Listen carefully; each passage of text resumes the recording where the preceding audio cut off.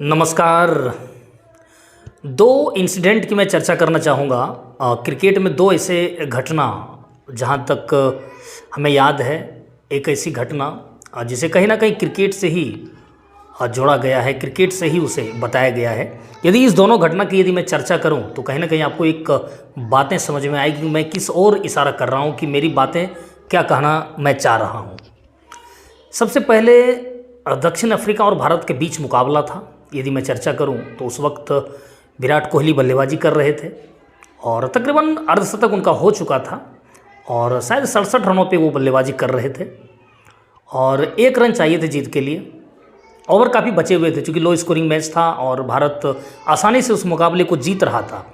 Over काफ़ी बचे हुए थे और विकेट पतन होने के बाद तत्कालीन कप्तान महेंद्र सिंह धोनी मैदान के बीचों बीच उतरे और जब उनको स्ट्राइक मिली तो युवराज एक शॉर्ट पिच गेंद जो तकरीबन वेस्ट की ऊंचाई आप कह सकते हैं, वेस्ट की ऊंचाई से हल्का ऊपर तक की वो गेंद थी और उसको वो चाहते तो काफ़ी ज़बरदस्त पुल करके मिड विकेट के ऊपर से एक शानदार छक्का वो लगा सकते थे और अपना नाम एक बार फिर से एक महत्वपूर्ण फिनिशर, एक अच्छे फिनिशर में वो तब्दील करा सकते थे, अपने नाम को दर्ज करा सकते थे। लेकिन उन्होंने ऐसा किया नहीं। इसलिए नहीं किया ना क्योंकि विराट कोहली नॉन स्ट्राइक पर थे और जिन्होंने संघर्ष करके दक्षिण अफ्रीका के खिलाफ उस मैच को बनाया था। लंबी समय से वो बल्लेबाजी कर रहे थे, तकरीबन 67 रनों पर वो बल्लेबाजी कर रहे थे। महेंद्र सिंह धोनी को मालूम था कि यदि मैं इस मैच को फिनिश करूं तो फिर मैच इंडिया ऐसे भी जीत जाएगा और यदि विराट कोहली इस मैच को फिनिश करते हैं तो उनके अंदर एक भावना, उनके अंदर एक जो जज्बात उभर के सामने आएगी, कहीं ना कहीं वो काफ़ी ज़्यादा प्रोत्साहित होंगे। क्योंकि विराट कोहली उस वक्त अपने करियर के पीक पर थे और उस वक्त उनका फॉर्म काफ़ी अच्छा था, उन्होंने काफ़ी मुकाबले में भारत को जीत दिलाई थी। इस वजह से महेंद्र सिंह धोनी ने क्या किया कि सिंगल ना लेकर या छक्का ना लेकर उन्होंने गेंद को बिल्कुल दबा दिया, यूँ कहें बिल्कुल टेस्ट के अंदाज में उन्होंने गेंद को दबाया और इशारा भी किया कोहली ने कि सिंगल हो सकता है, हम लोग दौड़ें। तो महेंद्र सिंह धोनी ने मना किया कि नहीं, अगली ओवर में आप आएंगे तो फिर आप फिनिश कर देंगे और हुआ वही। अगली ओवर में वो आए विराट कोहली और उन्होंने गेंद को बाउंड्री के बाहर निकालकर मैच को भारत को जिता दिया। एक दूसरी घटना मैं आपको बताना चाहता हूँ। श्रीलंका के खिलाफ भारत और श्रीलंका ये दोनों आमने सामने थे और नॉन स्ट्राइक पर मनीष पांडे थे जो कि 49 रन बनाकर बल्लेबाजी कर रहे थे और 48 रन बनाकर स्ट्राइक पर महेंद्र सिंह धोनी थे। 5वीं गेंद का सामना कर रहे थे, 5वीं और छठी 2 ही गेंदों का आना बाकी था। उस ओवर की यदि मैं चर्चा करूं, 48 रन पे बल्लेबाजी कर रहे थे कप्तान महेंद्र सिंह धोनी और 49 पे बल्लेबाजी कर रहे थे मनीष पांडे। धोनी चाहते तो आसानी से अपना अर्धशतक पूरा कर सकते थे, छक्का लगा सकते थे, लेकिन उन्होंने सिंगल लिया। चूँकि भारत आसानी से वो मुकाबला जीत रहा था, जीत के लिए मात्र 2 रन ही चाहिए थे, उसके बाद भी कुछ ओवर बाकी रह गए थे, तो उन्होंने आसानी से सिंगल लिया और सिंगल लेकर मनीष पांडे को उन्होंने स्ट्राइक दी ताकि मनीष पांडे मैच को जिता ही दे भारत को, साथ ही साथ अपना अर्धशतक भी वो पूरा कर ले। और मनीष पांडे ने वैसा कार्य किया, अपना अर्धशतक भी उन्होंने पूरा किया। अब आप सोचेंगे मैं ये दोनों घटना आपके साथ क्यों शेयर कर रहा हूँ, क्यों साझा कर रहा हूँ। एक वाकया तीसरे T20 मैच में वेस्टइंडीज़ के खिलाफ जो भारत के सामने उभर के आई, 49 पर बल्लेबाजी कर रहे थे तिलक वर्मा और भारत को जीत के लिए 2 रनों की आवश्यकता थी।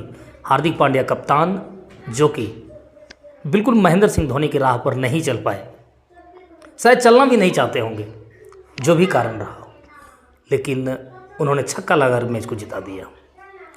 क्या वह छक्का लगाना उनके लिए उचित था?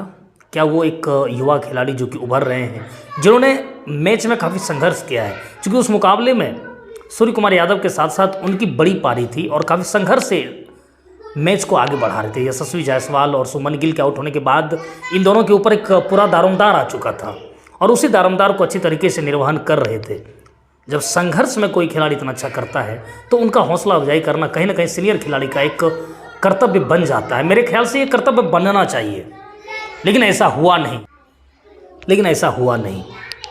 उन्होंने छक्का लगाया, भारत को मैच जिताया और 49 रन पे नवाज रह गए तिलक वर्मा। चाहते तो सिंगल लेके उन्हें स्ट्राइक पर ला सकते थे, अपना अर्धशतक बना सकते थे। सिंगल लेकर स्ट्राइक पर लाते तो कहीं ना कहीं मैच टाई हो जाता और अगली गेंद पर तिलक वर्मा चौका छक्का या सिंगल लेकर अपना शतक पूरा कर सकते थे। भारत मैच भी जीत जाता, उसके बाद भी 1 ओवर के आने शेष रह गए थे। तो महेंद्र सिंह धोनी नाम लेना आसान है, लेकिन उनके जैसा बनना काफ़ी कठिन कार्य है।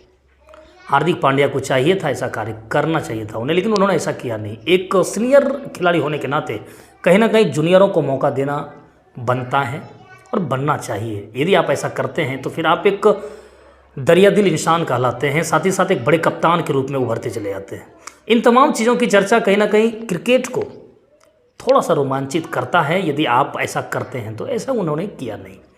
बस मैं हार्दिक पांड्या को यही कहना चाहूँगा कि आप धोनी किस प्रकार बना जाता है उस राह पे चलें, कुछ सीखें कि हमारे सीनियर ने कैसा कार्य किया है पिछले कुछ दिनों से, किस प्रकार से उनका मोटो रहा है, क्या वो सोचते हैं युवाओं के बारे में। इन तमाम चीज़ों को कहीं ना कहीं आने वाली पीढ़ी और वर्तमान में खेल रहे तमाम क्रिकेटरों को भी सोचने पर मजबूर होना होगा और सोचना होगा। मैं ज़्यादा कुछ कहूँगा नहीं, क्योंकि आज भी चौथा T20 है। यदि आज भारत मुकाबला जीतता है 2-2 से ये सीरीज बराबर होगी, फिर उसके बाद कल ही अंतिम T20 खेला जाना है। सीरीज का डिसीजन आज या कल, ये दोनों दिन में हो जाना है। बाकी ये वीडियो आपको कैसा लगा, कोई सुझाव यदि आप देना चाहते हैं निश्चित तौर पे आप हमें देंगे। ये वीडियो आप देख कहाँ से रहे हैं यह भी आप हमें बताएंगे। अंत तक देखने के लिए आप सबों का बहुत बहुत शुक्रिया। जय हिंद।